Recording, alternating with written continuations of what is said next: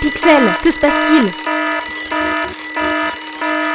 Nous sommes arrivés, capitaine. Alarme désactivée, espace-temps synchronisé. Contact établi avec succès pour environ 5 minutes. 5 minutes? Il va falloir être aussi rapide que l'éther. Bien le bonjour, chers visionneurs. Si je m'adresse à vous aujourd'hui, c'est parce que mon équipage, mon vaisseau et moi-même sommes les créations de Caroline Soro, doctorante à l'Université Polytechnique Hauts-de-France. C'est très méta, je sais, mais ne vous en faites pas, nous allons vous expliquer. Pixel? Oh, voici Pixel au fait. C'est l'interface que nous avons créée pour dialoguer plus facilement avec vous. Pixel, projection, je te prie. À vos ordres, capitaine. Je suis une uchronaute. Je voyage dans l'espace et dans le temps, mais aussi à travers les mondes. Le vôtre en est un, mais celui d'où je viens n'en est pas moins un non plus. Il est si vaste que nous ne saurions le définir. Et il se nourrit d'autres mondes tout aussi extraordinaires. Je viens en fait de ce que vous nommez l'imagination. Mes voyages m'ont déjà mené dans des contrées incroyables, et dans d'autres que vous ne voudriez surtout pas découvrir.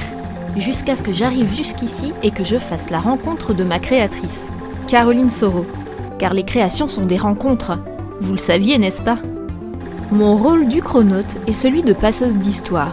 Celle avec un grand H, mais aussi celle avec un petit. Caroline est doctorante à l'UPHF, comme je vous le disais, et il se trouve qu'elle a pour ambition d'être une passeuse d'histoire, elle aussi. Elle a décidé de dédier son travail de recherche à m'aider, et j'ai décidé de l'aider à mon tour. Notre objectif? Raconter vos histoires, celles du monde d'où elle vient, où elle vit, et qui ont permis l'existence de mon propre monde. Appelons ça un échange de bons procédés. Pixel, peux-tu nous en dire plus sur la thèse de Caroline? La thèse sur laquelle travaille Caroline Soro s'intitule « Steampunk en Hauts-de-France, raconter notre patrimoine industriel ». C'est une recherche-création qui a pour but de redécouvrir, mais aussi de revaloriser l'histoire récente du Nord, en s'intéressant tout particulièrement à son passé industriel. Pour ce faire, Caroline émet l'hypothèse que le steampunk est l'outil idéal pour mener à bien son projet artistique et culturel. Et le steampunk, qu'est-ce que c'est? Le steampunk est d'abord apparu sous forme littéraire dans les années 80. 3 auteurs américains ont décidé de donner ce nom à leur récit, comme une blague à un genre de la science-fiction très en vogue à l'époque, le cyberpunk.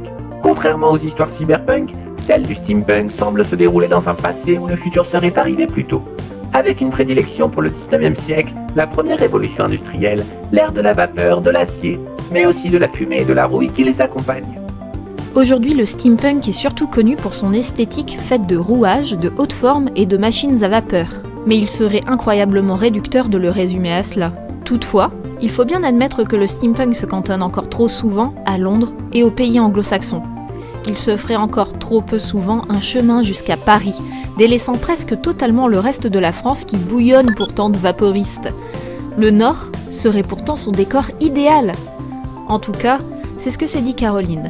Elle étudie donc et analyse les potentialités du steampunk et son attrait constant et grandissant depuis quelques années afin de déterminer dans quelle mesure cet imaginaire rétro-futuriste pourrait permettre de raconter et ce faisant de réhabiliter, de faire connaître et de mettre en lumière le patrimoine industriel de la région Hauts-de-France, et tout particulièrement du territoire de l'arrondissement de Valenciennes, où est implanté l'UPHF.